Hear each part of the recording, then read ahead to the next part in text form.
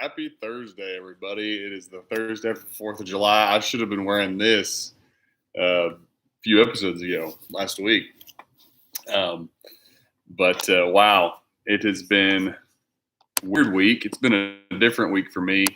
I were closed Monday, and so I didn't work Monday. And here we are on Thursday, and it feels like the week's just getting started, but the week's just actually ending. So it's a little different. I'm in a little different spot. It's really hot outside. And so I know I've been doing bearing up at night outside on my back porch, but it's I'm ready to do this now, and it is not cold enough yet. So here we are, bearing up at night. We're, looking at our path to being encouragers. This is the final step. This is number one.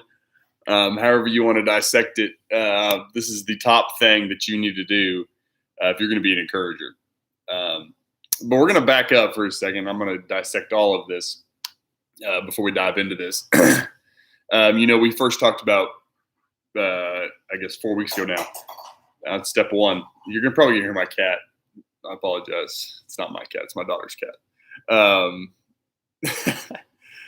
Practicing the words of Jesus, which we talked about as humility, was the primary goal there. Jesus talks about many places. The first will be last. And then he gives us an example of that in John 13 as he washes the disciples' feet. How do we encourage? We got to practice humility. We got to practice the words of Christ first and foremost. Excuse me. Then we talked about looking for people poorer than us. And what I mean by that is not necessarily physically poorer or financially poorer, but maybe somebody who's spiritually poorer. As people, we are we gravitate towards people who can do something for us, somebody who's richer than us spiritually, mentally, and that's great. Latch on to somebody who can give you something. Don't steal from them mentally, emotionally, but who is giving something. But look for those people who you can give something to, who you can grab a hold of and say, I want to give you something. I want to give you a little bit of encouragement. Look for those people who are poorer than you in one facet or another. Third, we talked about putting our heart over our mind. And that. We'll come to this in a second. Well, I'm going to tell now. It's the middle episode of this little series. And so it's, in my opinion, it's probably the crux, the most important episode. Putting our heart over our mind. And I say over, and I talked about in that episode, it needs to be equal. But the reason I say over is because so many times we, in an attempt to make our heart and our minds equal, we forget the heart. It's all about our head and what am I going to say? And it becomes robotic, like the Pharisees. And so I think, when we talk about when in sports and athletics and in all kinds of other extracurricular activities, you're told to exaggerate emotion, exaggerate something so that it becomes more in your nature. We need to exaggerate our hearts, exaggerate those things so that it's more part of our nature. It's muscle memory. Exaggerating the heart is a good way to put that. So we went internally, humility, externally looking for people poorer than us, internally our heart over our mind. Then last week we went externally again with committing to the lifestyle. We looked at Barnabas. Barnabas was a man after God's own, well, he wasn't a man after God's own heart. David was, but he was so committed to encouragement. I believe he was that man after God's heart.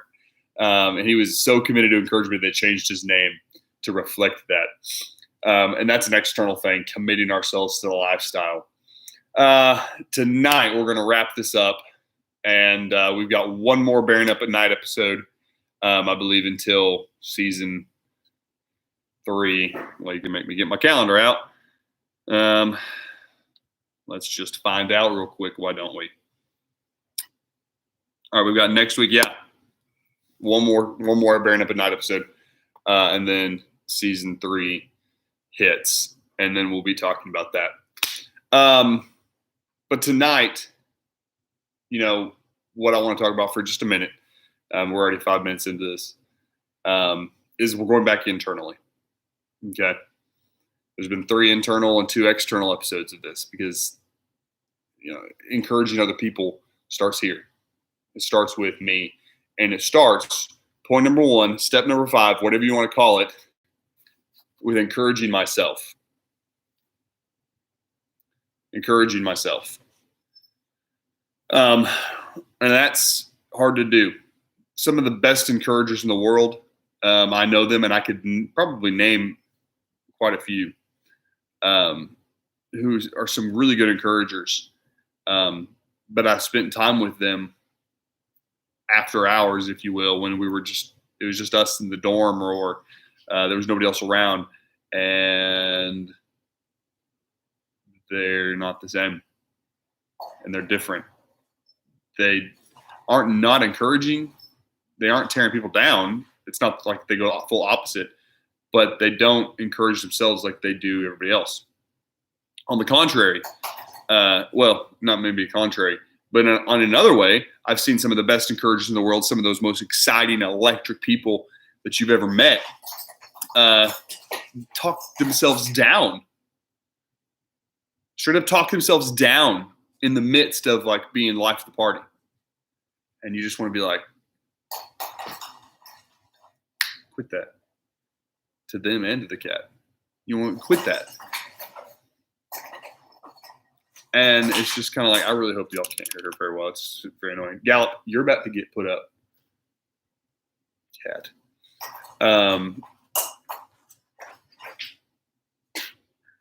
Very distracting right now. But they talk themselves down. And some of the most encouraging people in the world, they spend time, they spend almost as much time talking themselves down as they do talking others up.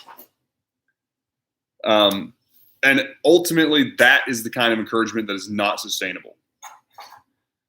Self-berating, self-doubt, self-burying is harmful to me. I can't keep up that kind of talk and still put out positive talk. And that's kind of what I saw with some of those guys and girls who they would negative talk to them, like about themselves in groups of people. And people would laugh like, oh, it's got to be a joke, because what are you supposed to do? I mean, you can say, no, that's not true. But it's especially the first few times it's awkward, and you're just like, you just want to laugh because you don't know what to say. But what we should say in those situations is, look, that's not true. And I took some of those people aside, and I was like, are you okay? Like, what can I do for you? You're fine. You're talking about yourself like this, and that's a lie, quite frankly. Because self-doubt, self-harm, self-berating, it doesn't help anybody. Sure, it can help. No. Sure, you may be on the outside still helping other people and still encouraging other people. But when you're doubting yourself, when you're tearing yourself down, you can only build other people up so much. And I've told people this before, and it's kind of a trick I appreciate. I don't always do, because I don't always need it. Well, in the mornings I do need it. I do. If I wake up in the morning and I can feel that kind of talk coming on, or if I'm at work and I feel that kind of talk coming on, or if at night I get home and I've just had a bad day and I just want to say all kinds of things to myself. I get up and I look in the mirror, and you have to force yourself to do this. And if you are somebody who talks down to yourself or lets people talk down to you, or just can't, maybe you have anxiety, maybe you have stress, maybe you're depressed, look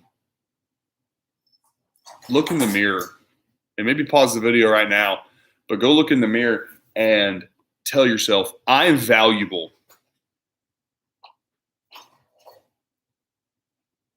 Because at the end of the day, There may not be another person in your life who does that, but God does that. God looks at you and he says, they are valuable to me beyond what you see yourself as. You're valuable to God. And I don't think people tell themselves that enough. Right? I mean, I don't see that. I don't do that. But the next time you're feeling that doubt, go look in the mirror and just stare in the mirror. Just look yourself in the mirror and say, you're valuable. Because I've done the opposite. I've looked in the mirror and I've said, you are no good. What's wrong with you? And that's not good. That's not how you build yourself up, and that's not how you build others up. You know, this is kind of a topic that's difficult. There are maybe not two types. So a lot of people want to put others first, but by putting others first, they feel like they have to rip themselves down, and that's so wrong. And there are people who build themselves up and forget about other people. And we want to be both, we want to be neither. We want to be neither. We want to be the kind of person who builds ourselves up because we love ourselves, because we love God, because God loves us. And then we pour that love out to others. And that's how encouragement works. That is how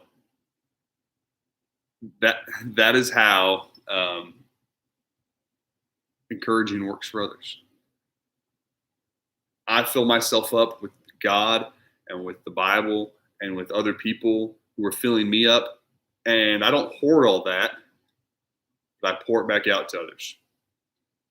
I dump it back out in what I say, the way I look at them, the things I do.